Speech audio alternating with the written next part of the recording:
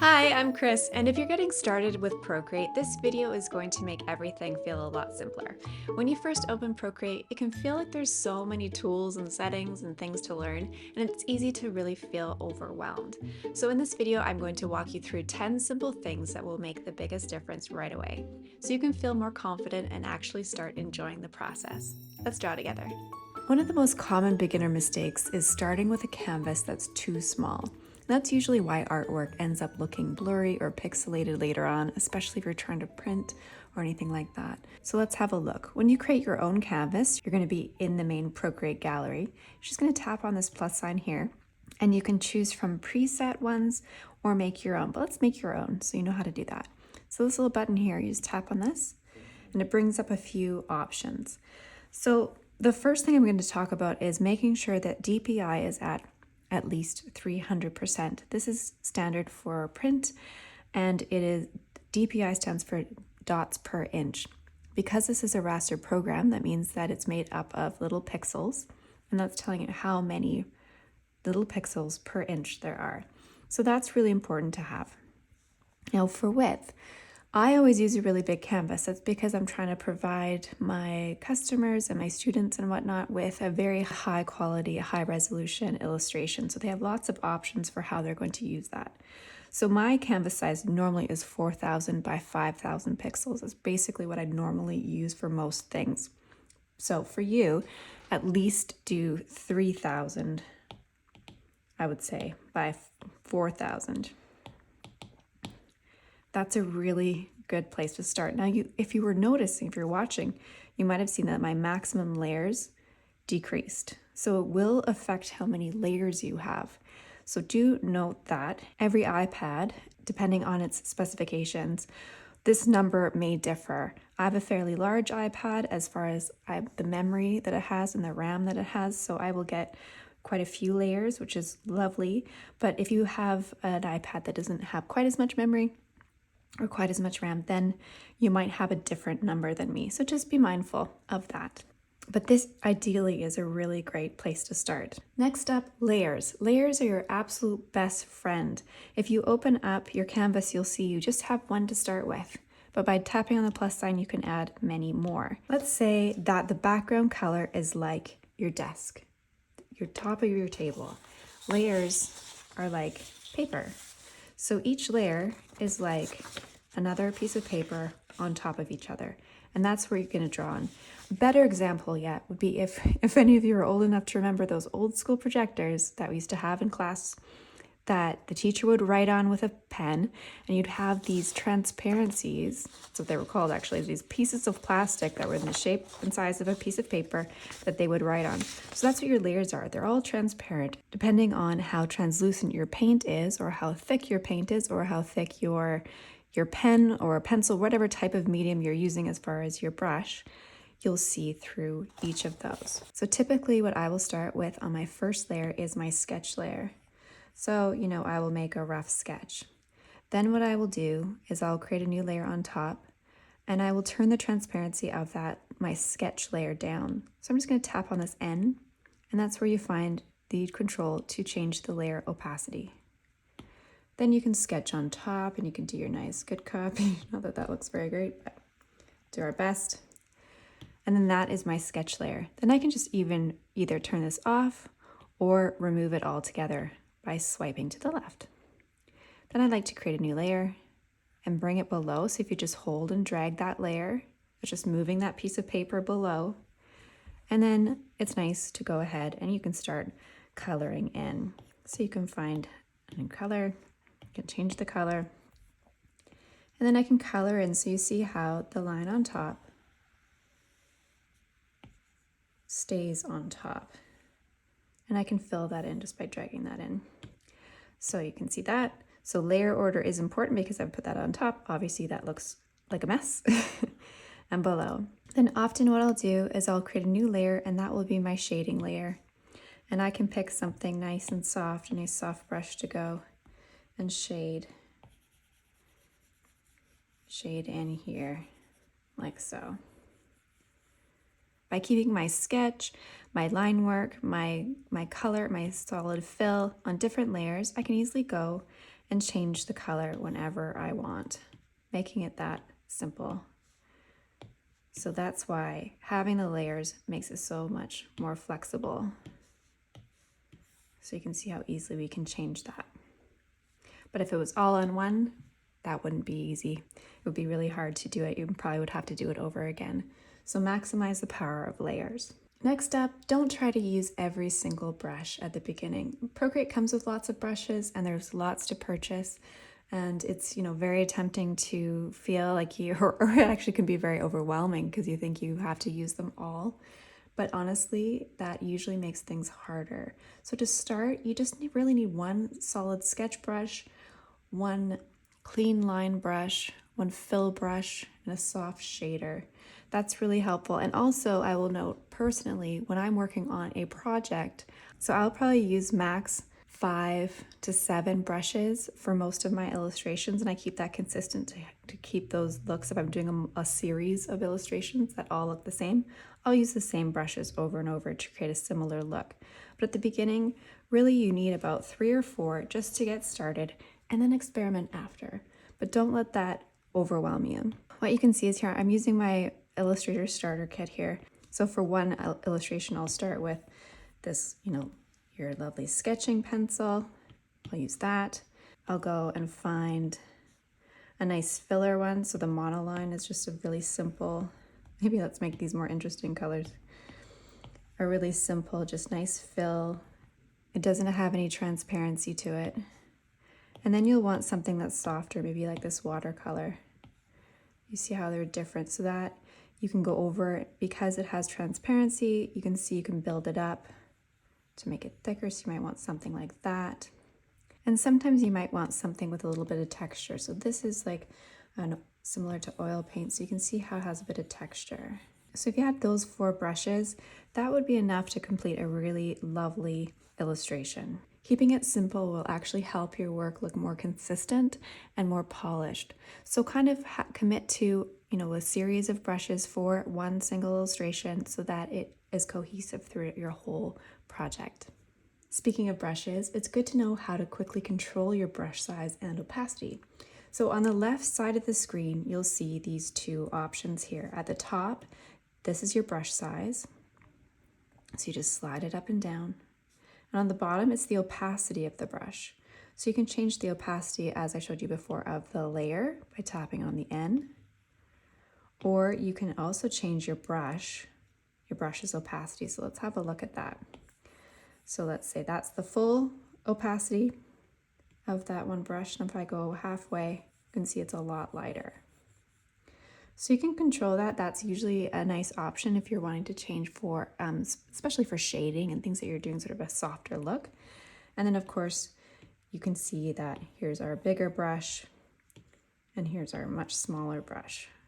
So that's really simple. But did you know that if you're left-handed, you can actually change this to the other side by going here to the wrench, go to preferences here, and you can see here right-hand interface or left-hand interface. So that makes it really nice if you are left-handed. Also note that you can move this. So if you hold down from the center, so it slides out here, you can move it up and down on your interface too. So some people might find it more useful to be up here. I'm still quite fine with it being in the center, so we'll just leave it there. But that's how you would adjust those. Still carrying on with brushes, did you know you can change the smoothness of your lines? So if your lines feel a bit shaky or wobbly, this is incredibly common at the beginning. Now I make my own personalized brushes, so I actually have the Streamline set to how I like that brush to work. So my brushes all do have a variation of Streamlines. So if the ones in the Illustrator Starter Kit will have that.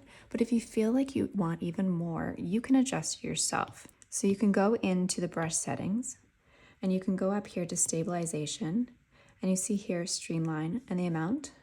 You can change that. Let's make it way higher. And so you'll see it's really smooth. It's fairly smooth before, but this really sort of corrects a lot more. But here's the thing. Then you would have to go, if you're having this problem across the board, then you're gonna have to go in and manually do that to every brush. But there is a way to do it across all of your brushes. So if you go to the wrench, continue on again to preferences, and you go into pressure and smoothing. So you'll see here I always have mine just set to none. But if you wanted a little bit more, you can just do that here. So then that's going to do that across the board for all of your pencils and all of your brushes. So this is a lot smoother than we had before. Try that out if you're struggling with your lines being smooth when you're wanting them to be.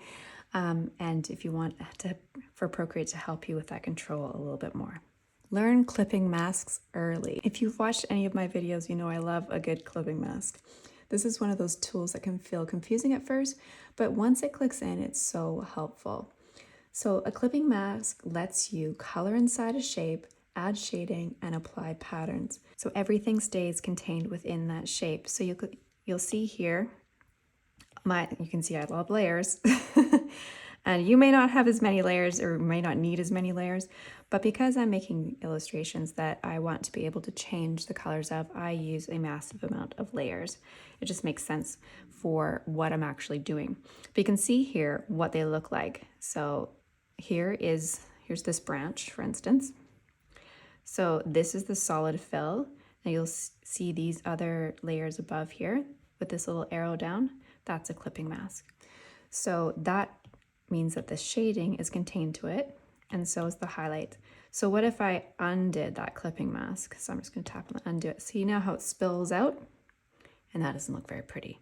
And you know what? It's a lot harder for me or a lot more time consuming, especially to go in and just try to color within the lines. But you can just easily clip it to it just by tapping on it and choosing clipping mask. And there it goes. Okay, so let's do this for real. Okay, so say we have this simple shape here. I'm going to fill this in, so it's a solid fill. If you create a new layer on top, tap on it, choose clipping mask. Then if I choose a darker color with a brush that is wash, like, a bigger brush for my shading. If I go over here, nothing's happening. You're like, oh my goodness. And you can see here, I did draw something, but unless you're drawing within this shape, it's not going to work. So this is just a really easy way to keep whatever you're painting on top inside of the shape. So you can have multiple clipping masks, one on top of the other. So just note that these arrows all go down to this. This is the parent. This shape is the parent shape. This layer does not affect this layer. So this one on top does not affect the one below, except that it's on top of it, but it does not clip to this one. It clips to this. So we can go and maybe have, a lighter color here, and there, we're shading. This doesn't look too pretty, but you get the idea. This way of working with clipping mask just makes your life so much easier and way cleaner, because obviously you don't have to worry about coloring within the lines. I have a full video on this if you want to check that out later. Next up, don't shade with pure black. This is a really big one when it comes to how your artwork looks. It's something that kind of, when you think of shade, you think of black oftentimes, but it can really make it look heavy and muddy. So there's lots of other options. I have another whole video on this, but let me just show you this example really quickly. So I'm going to create a new layer on top, clipping mask. If I'm going to be shading with a black, just have a soft color, it just looks gray. Even if we're going, like our opacity is down, that looks a bit sad, really. So let's try something else. Create a new clipping mask, tap on it, clipping mask. Now what you can do, a really easy one to do, there's lots of different ways to do it, but one easy way to do it is take the color that you've already colored in with, and I'm on the classic mode. It's my favorite way to work, but you can choose whichever one you like best, but I like this one. The same principles will basically apply. I'm just going to go down and to the right. I'm just creating a darker, still saturated color that will easily complement that, and that just looks so much nicer. This keeps everything a bit softer and a little bit more natural looking. Zoom in and zoom out often. When you're working really zoomed in, like you're way in the nitty-gritty, and you're working on all your details, it's really easy to kind of miss the full picture. So sometimes you can feel, it might feel really off balance and not quite sitting right. So I find it so useful. Just begin by pinching. You can see how we're doing this. So pinching in, pinching out, zoom in and out. Just to really step back, sometimes making it really small. It really helps you see your composition a little bit more clearly. It's a really funny thing because you think, being way up close would be helpful, but actually it's really good to see what it looks like as a small little thumbnail. You will be able to see your negative space better and your whole balance if it just feels like kind of off. So, oftentimes we're in doing the details, and you miss the whole big picture, even the balance of details and the balance of texture and the balance of color. So zooming in and zooming out is huge. If you watch any of my drawing tutorials, I am obnoxiously going back and forth, just to see, just constantly checking, constantly moving. But make that part of your workflow. Just get really comfortable with holding your pencil and then using your fingers to be going in and out. Next step is using reference photos. A lot of beginners feel like using reference is somehow cheating, but it really isn't. Using multiple sources of reference photos is a great way to learn, and I highly encourage it. Of course, make sure you're using images that are, not copyrighted, or perhaps you've taken your own. You're not using other people's artwork, more real life photos, just to understand how things work and how they look. But I'm going to show you actually how to see your reference photo inside of your iPad. So one thing we can do is bring it side by side within Procreate. So if you slowly swipe up from the bottom, you'll get this menu. And you'll see I have on my dock here, I have my photos. So I can just hold that icon and drag it. You see it comes up here, and just move it over here and it will snap to the side. So now we have dual screens. I would rather have more space here, so I can do that. Do you see this little line in the center? Sometimes it takes a minute to get it, but you can do it so now we have 3/4 and 3/4. So you can go and find whatever photo you want because your photos are coming in there. And then you can go ahead and draw while looking at reference photos, and you can kind of flip through and have a look. The other way to do it would be going to the wrench, choosing canvas, and turning on reference. So you get this little window in here. Now automatically it comes up with, it references your canvas, which is actually kind of nice because if you're zoomed in, you kind of want to see what else you can color pick from here and all that sort of stuff. But what if you want a reference photo? So you can go to image and you can import an image. So you can just tap on that, and then you can go and find in your library an image. And there you go. So then you can zoom in on this. It's just like a little mini screen within Procreate. So that's a really nice little feature. And to get rid of it, you just tap on it so that X comes up, and there it goes. And lastly, keep things simple. And this might be the most important one. You don't need to create something overly complicated right away. You don't need to have perfect drawings by any means. Just start with simple shapes, small illustrations, little finished pieces. This is how confidence builds, by finishing things, not by trying to make everything perfect. I certainly don't. My first sketches look miserable and I question whether I can draw at all, and if you just keep going, keep refining, keep looking in, zooming out, just tweaking things, and soon enough, you'll find that you have made something really beautiful. So keep at it, stick to it, you can do it. Nobody was born an artist. We all started at square one, learning as we go, and it's just a whole load of practice and grace. Give yourself a load of grace. If you focus on just these simple things, Procreate really does start to feel so much easier and a lot more enjoyable too. And once you're comfortable, everything builds naturally from there. If you're just getting started and you like a little bit more guidance, I do have a free Procreate for Beginners course, and it's linked below for you. It walks you through everything step by step so you can feel comfortable right from the beginning. If you enjoyed this video, I'd love to know, what was the hardest part of learning Procreate so far? Let me know in the comments below. If you'd like to learn a few more beginner tips, click here on this video. Love you guys, and I'll see you in the next one.